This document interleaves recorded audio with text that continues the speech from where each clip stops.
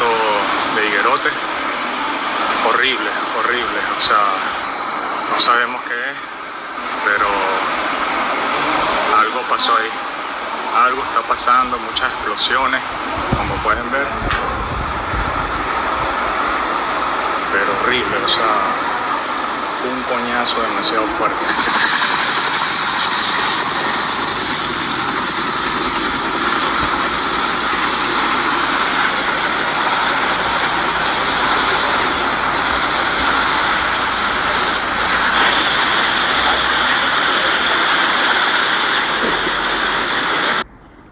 That's the pride of the devil right there, yeah? Esau motherfucking Eden, man. The man of death. Yo, listen. Where do I even start? Revelations 12 and 12. Therefore rejoice ye heavens, and ye that dwell in them. Woe to the inhabitants of the earth. Woe being an old English word for destruction. Fitting, you got sirens on the back. Woe to the inhabitants of the earth, being in destruction, and of the sea. For the devil, the deceiver, has come down unto you, having great wrath, because he knoweth that ye have but a short time. Yo, Venezuela right now is in chaos, man. The army is trying to instill amongst the people that still got control. The Western Edomite powers are still trying to get their people in there now because they've extradited Maduro, the president, and his wife. They literally used the word captured like he was a Pokemon, like a.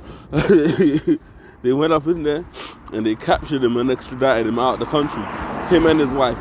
And there's some reports saying he's potentially going to face a death penalty, potentially. That's what they're saying, allegedly. Yeah. You got a situation whereby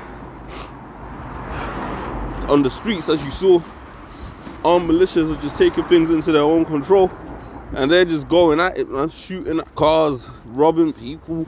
There's explosions happening at different specific points in the country, tanks being rolled out on the streets.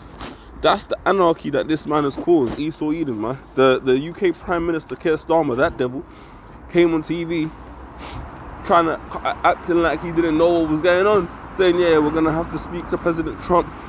The UK had no involvement.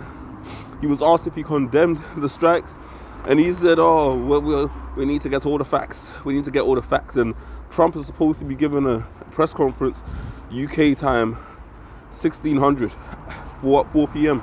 So we'll see how this develops. But it just goes to show, you see, while this man is around, there will be no peace. Let me read this again. Revelations 12 and 12. Therefore rejoice ye heavens, and ye that dwell in them. Woe, meaning destruction to the earth and woe to the inhabitants of the earth and of the sea. For the devil has come down unto you, having great wrath, because he knows that you have but a short time. What's the end goal that he knows he has a short time for? This NWO New World Order, man. Ultimately, America is trying to establish themselves as the preeminent dominant power, man. But in the midst of all of that, the elites have a deeper, darker plan, which is to have that place totally decimated and destroyed, man. Because that harlot's been used up for everything that she's good for. America now is nothing much more than a war machine, man. And with this new age of technology coming into place anyway, they ain't gonna have a need for these expandable human soldiers eventually, man. Soon the AI bots are gonna be out here doing the killing. They're robot dogs and they're super soldier machines, constructed built warriors, man. You know? However, whilst America still has its uses, they're invading any and every country possible, man. Basically, man, committing war crimes, the same war crimes that they're accusing Russia of, saying Russia invaded a sovereign nation and, you know, they tried to take out its leader and etc, etc, etc. That's exactly what America has just done, man. But ultimately, the pride of their heart has deceived them, man. Habakkuk 2, and I want to start from 5. Yeah, also because he transgresseth by wine. When you read about wine in the scriptures, it's parabolic of philosophy. Like the way that they operate, like essentially, you know, 'cause wine ultimately will alter your behavior in particular aspects. It's looked at as sort of like a way of being, a way, like a particular mindset that you're stuck in, you know. And it says here, "Be transgressive by wine," which is, like I said, parabolic of his philosophy, of his way of being, of how he carries himself. He is a proud man. I mean, you want to speak about pride? Look at an Edomite, man, a pure Edomite like Trump.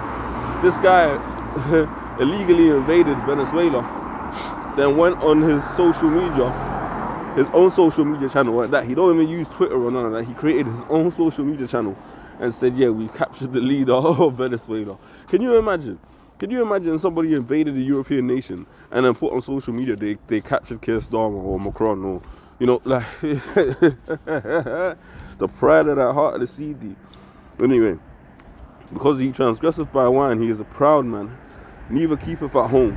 And this devil is always in everybody else's business, man. Always allegedly got a better way for somebody to run their country apart from their own, man. You know, they got loads of domestic issues, but they're always involved in foreign disputes. He is a proud man, neither keepeth at home, who enlargeth his desire as hell, and is his death. Death is inevitable, man, meaning it can't be stopped. That's why it says here, and cannot be satisfied. No matter how much this man steals, robs, and pillages. America bombed Nigeria as well a couple of days back. This man is causing havoc in South America. He's causing havoc in Africa. He's causing havoc over there in Asia. Like these devils are like a fucking cancer. These Edomites are fucking everywhere, man. And that's why the Heavenly Father, Yahweh Shema Hoshai, is going to put an end to them, pursuant to Malachi 1 and 4. Yeah? Yo, every single one of them, man, their whole kingdom's gonna get burnt down, man. Despite all the strongholds they tried to set up. Because if this man is allowed to continue to rule, the whole earth is fucked. Edomites are no good for the planet Earth, man. All they do is bring war, chaos, and destruction, man. Look here, it says, "He transgresseth by wine, neither keepeth at home," in everybody's business, scattered all over the globe. You go over to the west coast of Africa right now. You can go to the interiors of Nigeria. You can go to Ghana. You can go to Cote d'Ivoire, Togo. You're going to see some Edomite there that has no business being there, getting burnt up by the sun, plotting some wicked schemes. It says, "Neither keepeth at home." Yeah. Fucking simpletons. Desire as hell, and is as death, and cannot be satisfied. Always wants more. Always wants somebody else's resources. Always wants to better somebody else. But gathereth unto him all nations, and heapeth unto him all people. And then he creates these metropolis-like cities, the likes of London here, in the UK, New York, DC.